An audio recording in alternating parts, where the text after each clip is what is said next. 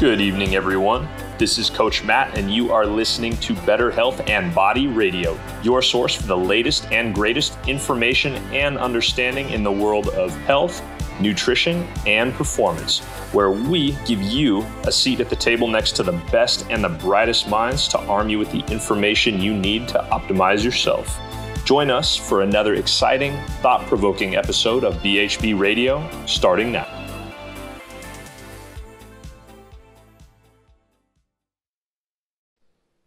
Good evening, Real Ketoners. This is Coach Coot here with another episode of BHB Radio. Tonight, I have got a heavyweight showdown. Well, not really. They're not fighting each other. We're actually just getting to the bottom of exogenous ketones and what they are, how they can help you, what they do. And to do that, I wanted to bring in a couple experts. We actually brought in exogenous ketone pioneer Gary Millet, alongside, who you might remember from past episodes, alongside Dr. Paul Winterton, who you might remember from a few episodes past. We're basically getting into what exactly are exogenous ketones and what can they do for you? How can they improve human performance? How can they improve health? How can they improve longevity? How can they improve various conditions? This one, basically, we just get right to the point. You guys are going to get a lot of great info right away. So buckle up and enjoy. Dr. Winterton, Gary, thank you guys so much for coming on. I appreciate you guys coming on today. Nice to be back, pleasure, Matt. Always a pleasure. It's always a pleasure to do something with Paul. Yeah, it should be a lot of fun today. I'm looking forward to this little research roundtable here. So to kick things off, I think, what most people are interested in hearing about is the first study, which I think is going to open some eyes in some ways, and that's the one on exogenous ketones and weight loss. Dr. Winterton, can you introduce that a little bit to us? Yeah, so this was the study done on 104 patients. In the denominator. Were classified as overweight, but not necessarily obese. Their age range was 18 to 45 years old. They were pretty much recreationally active across the board. And they were randomized to either placebo or a ketone supplement.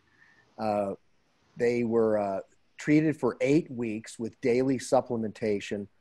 All had about an average of 300 calorie reduction.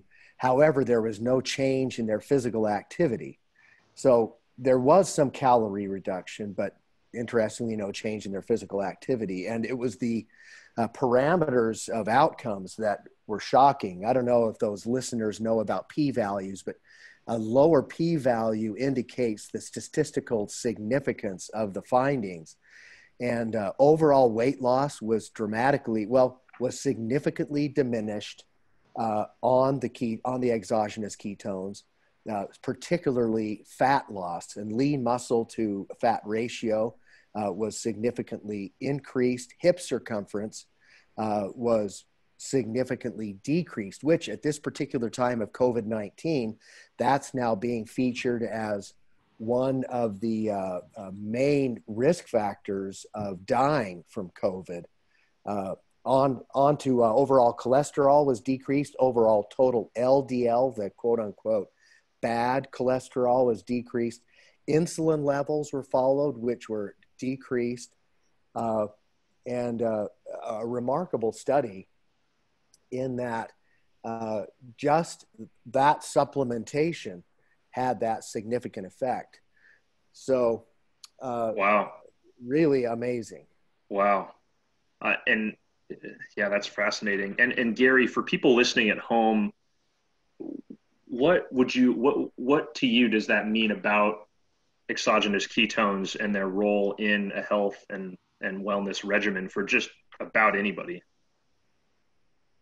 What's interesting, Matt, as I look at exogenous ketones and I look at other kinds of substances out there, we often refer to exogenous ketones as supplements, but in reality, exogenous ketones are really macronutrients.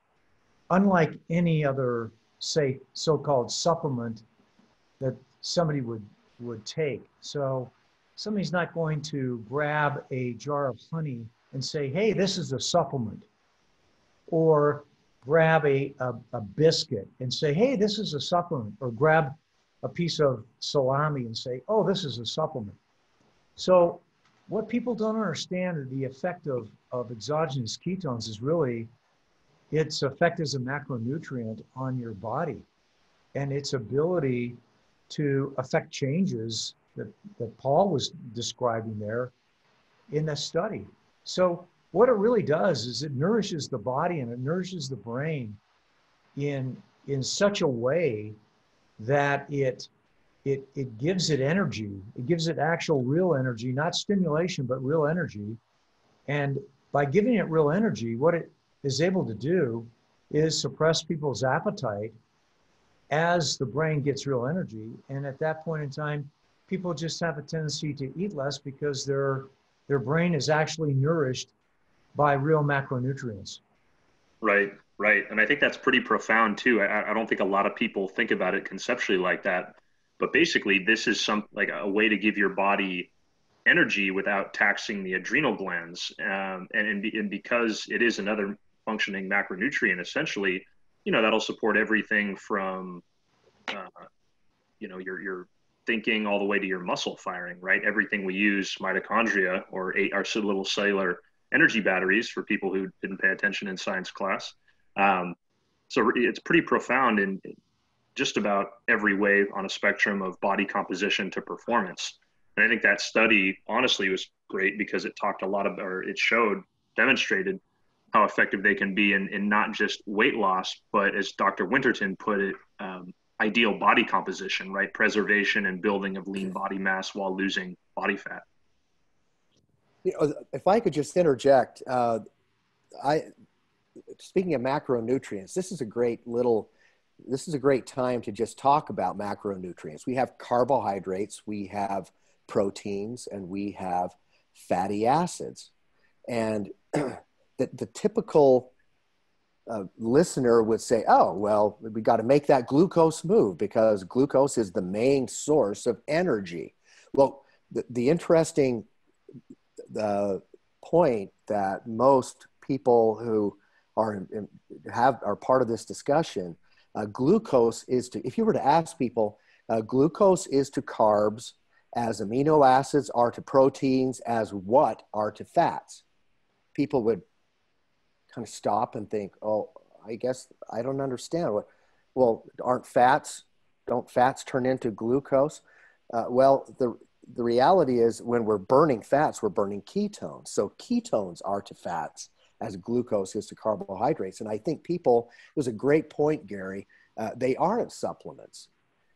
If you want to call the fat in an avocado or the fat in coconut oil or in grass-fed butter supplements, I don't think I would finish a plate of zucchini dripping in butter as supplementing my lifestyle. It is a macronutrient. Those exogenous ketones are macronutrients. They're beta hydroxybutyrate, and that little energy pack can replace glucose in our life. And I think I mentioned in our last podcast, Matt, there is no essential carbohydrate. You can live your entire life without consuming a single carbohydrate and not miss any energy or any particular nutrient that your body needs. Whereas there are essential amino acids and are essential fatty acids. Anyway, sorry to occupy so much time. It's a good primer for everybody. I think that was good. Yeah, I think that's exactly right, Paul. I think that, for the conversation today, I think we ought to make people aware that exogenous ketones aren't really supplements. It's something they should be taking every day because it has a profound effect on their health on a daily basis. And I just asked Paul or yourself or myself, do you take ketones every day? Oh yeah, absolutely. Every day. It's like almost like a superfood for me. I mean, how many people, if you ask them a question, which I think is a very good question, hey, have you taken your coffee supplement today? Yeah. You think about how ridiculous that comment is. But coffee isn't a macronutrient where ketones are. But nobody goes around saying, hey, let's go over to Starbucks supplement shop. Right. For my ketone Americano. For my coffee Americano supplement. Nobody talks that stupid. And when you're really thinking about ketones, we're talking about a macronutrient that we call a supplement and a stimulant like coffee that we don't. Tell me how backwards that really is in terms of the way we think. And so one of the things I'd love to talk about today as we go through this is why aren't people taking ketones every day? And I think that's a question for this roundtable to talk to you guys to, because I do. And I know, Matt, you do. And Paul, I know you do. So Yes. Why aren't we addressing that to the audience listening today is why aren't you taking ketones every day? Because there's nothing you can take every day that has a greater benefit to you than a ketone. Right. Yeah, absolutely. As we were saying earlier, it literally helps everything, whether you're someone who is dealing with some sort of state of dis-ease, all the way to a professional athlete, and everybody else, the majority of us in between. So, I think of it more as like another food that I need to get in my diet daily. And that's how I tend to recommend it for my clients. Now, that actually brings us a perfect segue into the next study, which is a study that essentially confirmed that anxiety levels had a pretty dramatic effect when taken with exogenous ketones, right? There's a pretty substantial change there. Gary, do you want to go into like what the takeaway was from that study? Yeah, we did a study on the brain, Matt, where we actually took two versions of ketones and we gave it to a group for 8 weeks and just to see what it would do. And at the baseline, the cool thing about a study like that, Matt, is that the baseline is wherever they're at. And so it's not like you have a placebo effect because what you're really doing is you're hooking them up to an 18-point EEG and you're measuring their brain responses and you're measuring their tactile responses to different programs, different questions, different things. So you're getting more of a quantitative result as opposed to looking at, how many pounds did I lose? How much fat did I lose? Things of that nature. You're really getting a quantitative results from the way the brain is operating. And so over that 8-week period of time, between the two different ketones we gave them, ketone mixtures we gave them, one of them had an effect of a 24% reduction in normal anxiety and normal stress. The other one, however, had a 40% decrease in normal anxiety and normal stress. So here again, the administration of ketones as a macronutrient had a dramatic effect on people's anxiety and stress. I think it's almost a land-breaking study.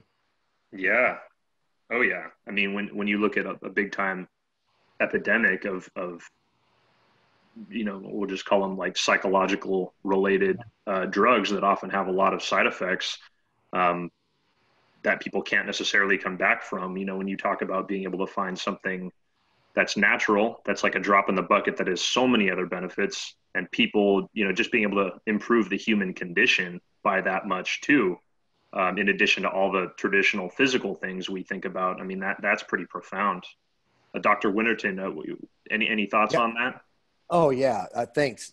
You think about the typical American, about 2 p.m., they need a pick-me-up. They've bonked. They've had their 2 to 3 cups of coffee.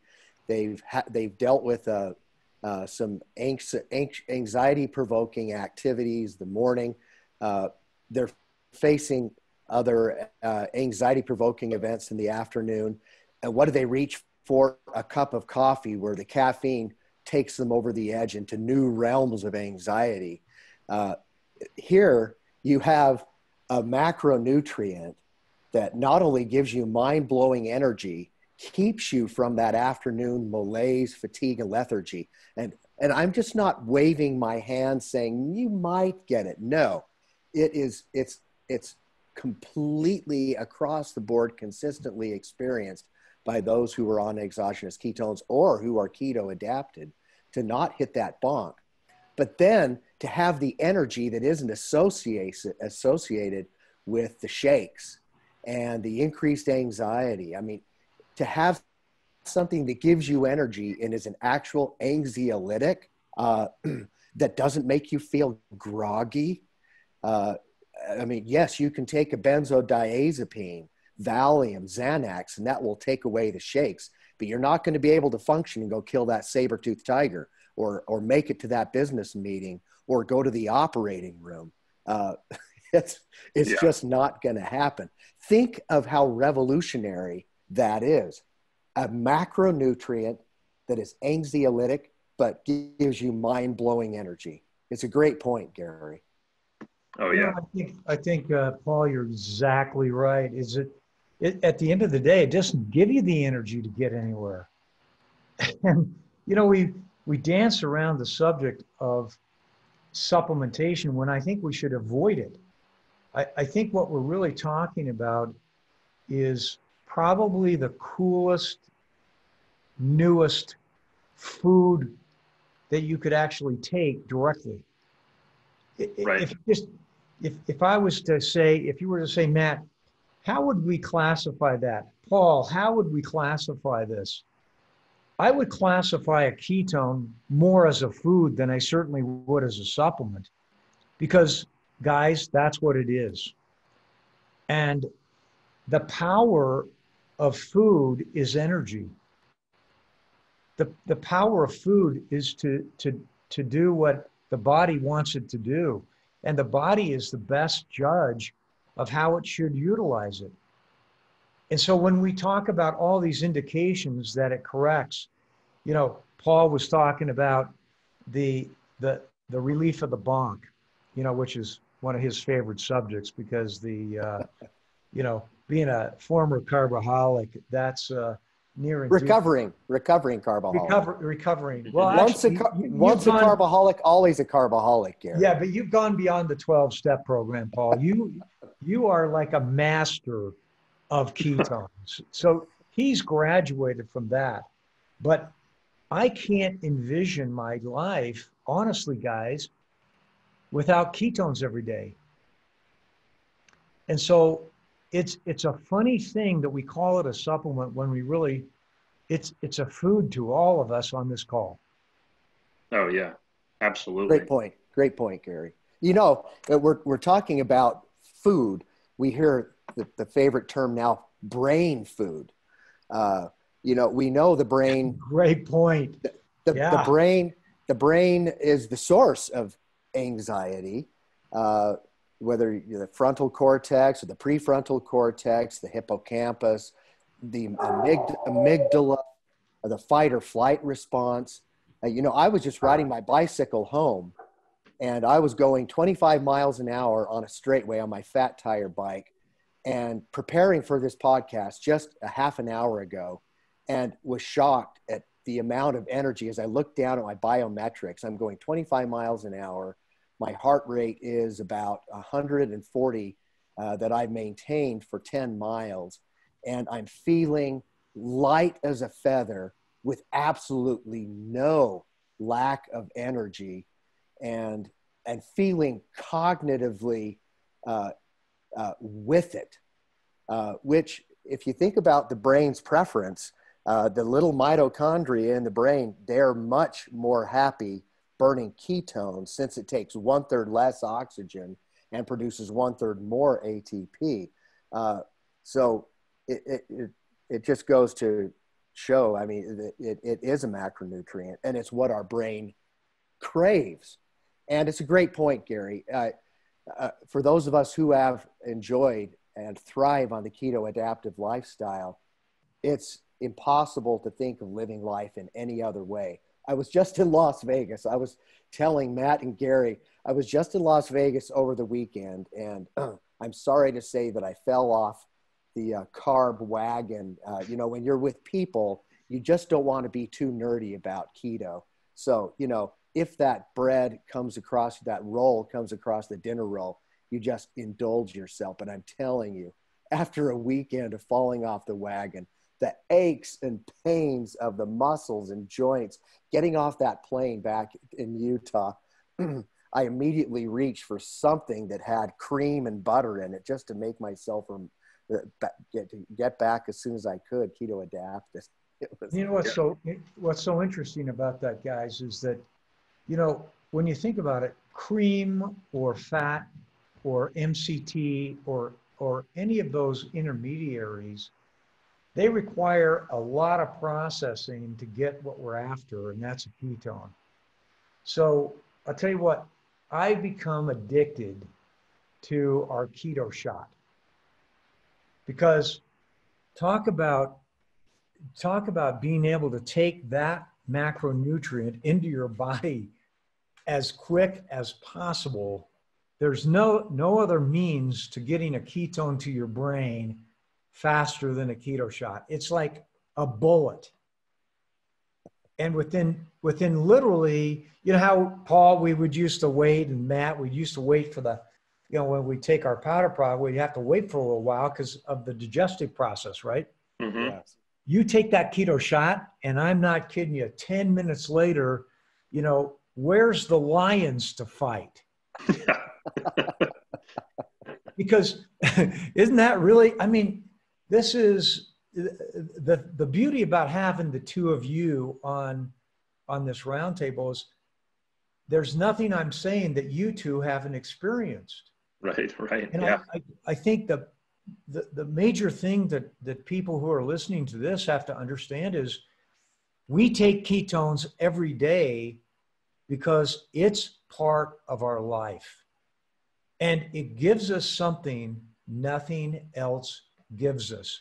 There's nothing I can think of that gives me the lift, gives me the mental clarity, gives me the appetite suppression, and gives me, Paul, you always are talking about, but it's so true about the anti-inflammatory aspects of it. There's nothing that I take on a daily basis that I would take over and above a ketone. That's just the reality for me. Wow. That's pretty profound. I'd have to agree in the sense that, you're really outside of eating, just like a whole solid food. Ketones are in some ways closer to that than they are a supplement.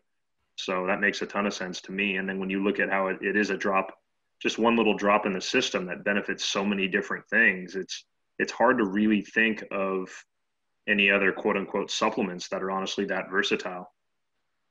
And it's like when I'm listening to Paul, and Paul has so many experiences. They're so much fun to listen to, but he's always going, oh man, I got to a point where I just reached for the ketones. He's always saying that, and Paul, you're so right. That's exactly it. And I wanted to talk about that today because I think people don't realize how important taking ketones on a daily basis is to a lifestyle. I just don't think they grasp, the three of us, how it's not only adaptive, but it's desired. That's really where I'm at. Right. Yeah. It's not even just surviving, it's thriving, right? Exactly.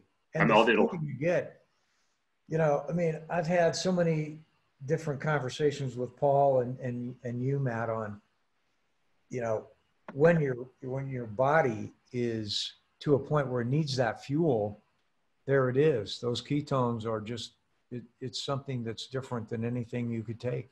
Yeah, absolutely. So guys, what's great is that the availability that exogenous preparations provide. to have immediate access to that. Now, but that's not saying, you know, when you go through a grocery store line, you see the magazines that talk about mindfulness. Certainly Western style Zen Buddhism talks about meditative mindfulness.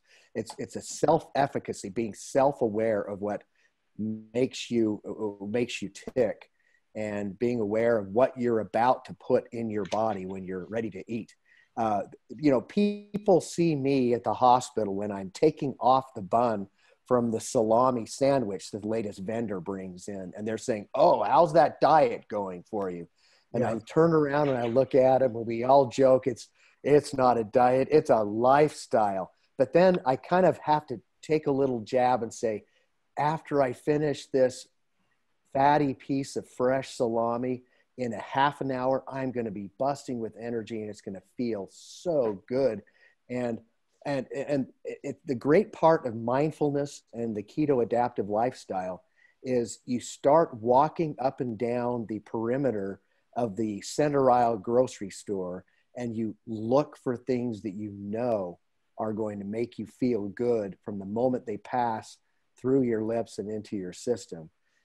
That mental mindfulness is such a wonderful part of this keto adaptive lifestyle to be drawn. You know, Paul, you hit on an interesting topic here. I'd like to talk about just a little bit. Is, you know, we get, you know, if you take a look at the web sites and stuff like that, Matt, one of the things that is kind of confusing to people is exogenous ketones have kind of been one of those products, one of those things that the so-called biohackers have adopted, right? That it's like, we want to talk ad infinitum and ad nauseum about all of the science about it. But, you know, unfortunately for them, the body invented ketones a long time ago. And when it just so happens that they don't understand that when you're born in ketosis. And so the body's going, what do you mean? It took you this long to discover ketones, you idiots? And when you really think about the power of what ketones have been in evolution, in coming out of your mother's womb, ketogenic, and her breast milk having itself full of fat and ketones, and then we subsequently as human beings screw that all up. You know, how's that biohacking? Biohacking should go back and go, wow, what did we do that was wrong in the first place? Right. Let's get closer to that. You know, let's not get. So yeah, I think it's important to realize when you talk about biohacking, which often, unfortunately, has turned into kind of taking us further and further away from our natural states, our natural, ideal, optimal, you know, ways to live and physiology. It's important to realize that a lot of the most effective aspects of biohacking, or some of this, you know, these newer modalities that are coming out, are ultimately just taking us back to how we evolved, right? A little bit more primally speaking. And I think this also segues well into the next study, right? You know, kind of another neurological based observation, and that's on the opposite end of the spectrum now, where we're talking about, you know, professional athletes, or even everyday people in some contexts. I'll get into that in a sec. But Gary, can you tell everyone at home a little bit more about the effects of exogenous ketones on reaction time? Absolutely. That was one of the areas that's always been intriguing to all of us, is, you know, if you can increase your brain reaction time, what can't that do for you? You know, it's just like, it's like a great question to ask somebody. So if you ask somebody, hey, what if you could increase your brain reaction time by 9.9%? What would that mean to you? I'll tell you what, I've never had a bad answer. So we did this test that I was telling you about, where we mapped out what was going on in somebody's brain, and we took that to heart and did a study around that. And we found out that one of the ketone mixtures that we had improved brain reaction time by 9.9%. And I'll tell you a little funny story about that. We took our product to a gaming show.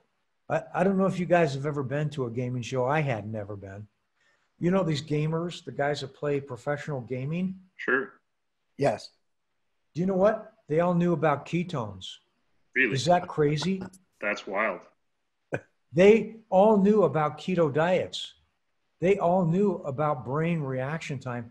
And we took 6 pallets of product of 12 gauge, we took 12 gauge, our keto shot, okay? We, after the second day, had no pallets left. Wow. So if you want to talk about where do these people immediately relate, gamers immediately relate to brain reaction time. Paul, how important would that be in terms of, you're at their operating room. Yeah. What would that mean? What would that mean, dude? That's remarkable. Although I don't think we want any more than 80 million Fortnite addicted gamers from here on out. No, but in the operating room, absolutely. I concertize. I'm a concert pianist. That was my former career, and I've noticed a significant difference in my ability to sight read. Sight reading music is its own challenging thing as your eyeballs look at notes on the page, and that translates into reaction of being able to play. I've noticed a significant difference. I never was a sight reader. I would memorize concertos and perform them on stage and perfect those. But sight reading is dramatically been improved with my abilities. And of course, being in the operating room, working on shoulders and knees and working with human tissue, one's reaction time to an artery that starts bleeding, as you do so calmly, it's been remarkably effective as well. Absolutely. Right. How about you, Matt? You train MMA fighters. Yeah, that's right. I was gonna weigh in on the other side of that. I in my in addition to this, what I also do is I help train and do rehabilitation for everyone from neurodegenerative folks all the way to professional athletes. And we asked our Real Ketones buddy Albert Morales, UFC veteran, what a 10% reaction time means to him, and his words were quite literally, that's everything. Sports are won and lost on fractions of a second. So if you're talking about maybe point something being statistically significant, let alone a whopping 10%. And I think the other thing to think about here too is in kind of more the elderly community. I mean, if you've ever, and my nickname was Grace growing up because I was clumsy. So it's if you've ever tripped and kind of caught yourself before you fall, I mean, that's reaction time right there. So I think it's not just athletes, it's everybody. And then the last thing I'll say about this is these things are not silos, right? We just talked about anxiety previously. We talked about reaction time, or we're talking about reaction time. These are all aspects of the nervous system and brain. So when you talk about what ketones can do for your body, they're going to help all this stuff. They can help, neurological conditions, motor skill development, things like that. Anything that helps make your brain and nervous system healthy, that same thing is going to help all functions underneath that, right? All those subcategories. Well, if you think about it this way, if you really think about it this way, is that, and I know Paul has the most incredible respect for the human body, and so do you, Matt. And one of the things that I found myself doing as I continued to develop new patents for ketones is getting a greater and greater respect for the human body and its ability to do what it needs to do if you give it the things to do it with. Right. So what I see ketones is literally the ultimate food that, taken on a daily basis, gives your body its best opportunity to design and craft its own regimen on how it would use that energy in the best course of action to make you feel better and to make you feel healthier. Yeah. That's a great point, Gary. It's go ahead, Matt. No, you go ahead. You go. Feel free. That's really the bottom line. That's at the end of the day, it's well-being. It's what makes this narrow window of mortality worth living. To feel good, to think healthy thoughts, to move forward with anticipating positive energy for the next day. This is the true advantage of this keto adaptive lifestyle. It's not exaggerating. It's not hyperbole. It's reality. And as soon as the American and Western civilization, and frankly the world, starts learning this, the sooner we'll be able to get off that inexorable pathway toward miserable high body mass index and hypertension and coronary artery disease and stroke, and start moving toward living toward the 80s and 90s and past 100 years old in a much better state. I think those are the next years to come, and it's going to be an exciting transition to see many Americans and many people in the Western society and civilization take. Yeah. Well, very well said, both you guys. I think, my biggest takeaway that I'd want to leave everyone with, just in summation of today, is, look at all the different folks and categories of people whom we've explored exogenous ketones can help. Look at all the different functions, from athletic performance all the way to metabolic health and just general healing and health optimization that we've covered. And that's really the bigger takeaway here, is that anything that's going to promote the energy manufacture at a cellular level in the body is then going to turn around and help literally everything else that we do. So I think people should expect to see more and more research coming out on the positive effects of exogenous ketones and what they can do for you. And now I want to be respectful of your guys' time here. I appreciate you guys coming on. Let's go Gary and then Dr. Winterton. Is there anything that you guys would like to put a stamp on and leave the people at home with? Paul, go ahead, and then I'll finish up. Oh, I like I said last time, I've blown enough hot air for 1 hour. It's a choice. It's a choice. Life is choices, and you can move in a direction in a positive direction in life, or you can give up. And this particular keto adaptive lifestyle and daily exogenous ketones and moving toward this particular lifestyle will be, I'm confident, the only solution we have toward making our population move away from what is becoming an inexorable, diminutive lifestyle of a lot of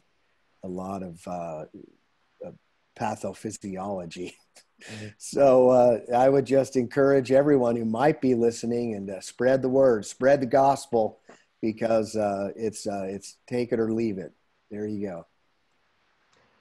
Here's what I would do in terms of leaving a succinct message for everybody is, it's always hard to say do something when you don't do something. Mm. It's always easy to say do something when you do something. So I just wanted to leave a personal message to everybody who's listening, is that I can't tell you how my life has absolutely improved by taking ketones every day. I could spend an hour or two telling them all the things that have improved in my life with that. So, My only recommendation is, why don't you try taking ketones daily for a while and see how it makes you feel, see how see how it corrects your health, and if that becomes a personal endorsement of you, then spread it just to your neighbor, spread it to your family, spread it to whoever you really care about. But that's the message I wanted to say, is that, we care on this program what happens to people. And I can't tell you a single thing that I have taken that didn't improve my life better than this. Very well said. Very well said. Strong, powerful words from both you guys, and a whole bunch of information, really power that people can take from today's episode and put into their own lives. Very importantly, I think it's a good idea to take complex science and break it down into simple takeaways to help empower people and get them moving in the right direction. So before we go, I just want to say, Dr. Winterton, Gary, I really appreciate you guys coming on today and joining me. Maybe we can do this again in the future at some point. I loved it. I love this roundtable format, Matt. It just, it helps us talk as a conversation and allows people to listen to the conversation. So it becomes more of a dialogue instead of a monologue. So I love it. Here. Thanks again, Matt. Nice to hear your voice. Great. Thanks, Paul, as always. Hey, you too, Gary. All right. See you guys. All right, everybody. That's been another episode of BHB Radio. It's been so nice, basically being able to do this for you guys. I appreciate, once again, you guys inviting me and inviting us into your home as always. And I will see you again here next week.